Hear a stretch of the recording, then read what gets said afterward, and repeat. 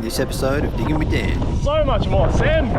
we'll go through the changes made on the Hit the Terps jump line, and I want to talk to you about trail days. What's involved in helping out? Why is it needed? Is trail karma a real thing? Let's find out.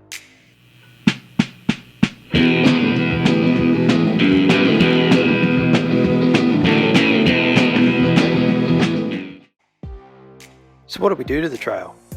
First of all, we built up all the rollers at the top of the trail and the ones in between the berms. There's some new drainage in there, as a couple of sections had drainage issues, so we sorted that out with some sump drains and pipe.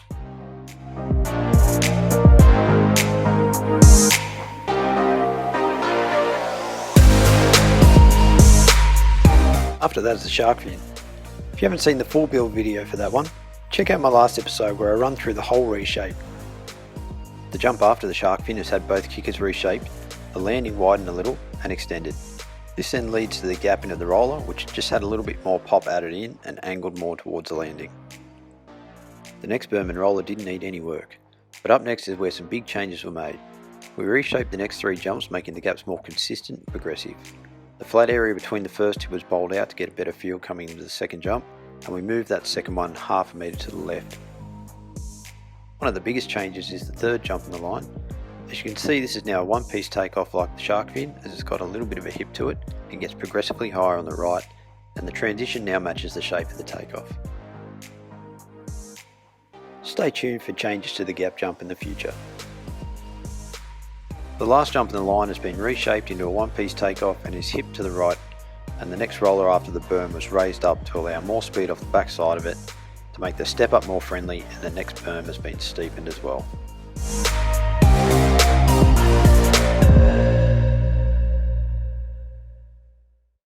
That's it. We hope everyone's loving the revamped Hit the Terps jump trail. Massive shout out to the Dig crew for helping out and putting in the hard work to get this done. Do you volunteer at your local trail days? I'm sure you've heard the saying, trails don't build themselves. And yeah, this is true.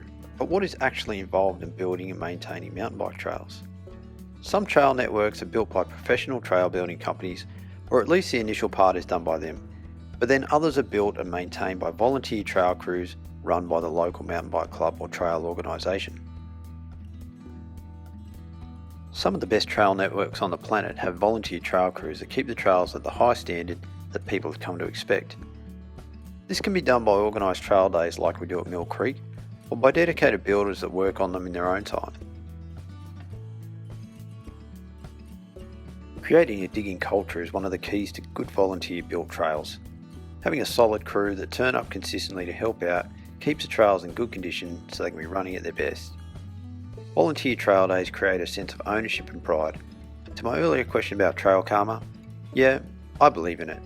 Although it's yet to be scientifically proven, there's really only one way to find out, and that's to turn up and give back to your local trails.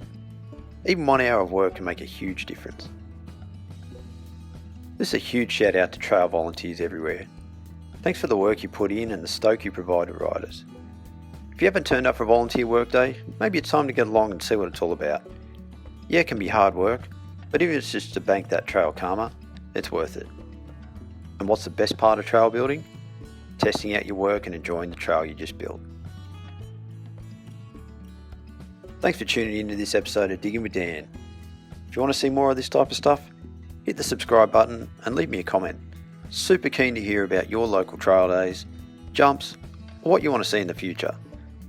Until next time, get out there and move some dirt.